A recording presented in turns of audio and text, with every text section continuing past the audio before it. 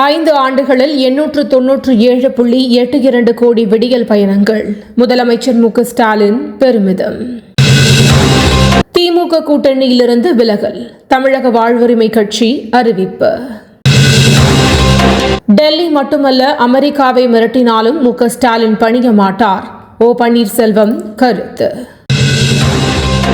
எலும்பில்லாத நாக்கு எப்படியும் பேசும்.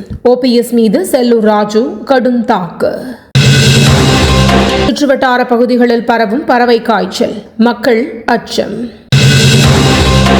பாஜகவில் பொறுப்பு வழங்காததால் எனக்கு ஆதங்கம் உள்ளது. சரத்குமார் பேட்டி.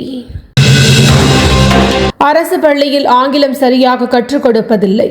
ஆதவ் அர்ஜுனா கருத்து. பெரிய அளவிலான தொகுதிகளை பெற இயலாத சூழ்நிலை. விசிக தலைவர் திருமாவளவன் வேதனை. சிலிண்டர் தட்டுப்பாடு. பிரதமர் மோடி ஆலோசனை. அதிமுக தலைமையிலான தேசிய ஜனநாயக கூட்டணி கட்சிகளின் தொகுதி பங்கீடு பேச்சுவார்த்தை. அமைச்சர் பியூஷ் கோயல் இன்று சென்னை வருகை. நீண்டகால அரசாங்க தலைவர். பிரதமர் மோடி சாதனை.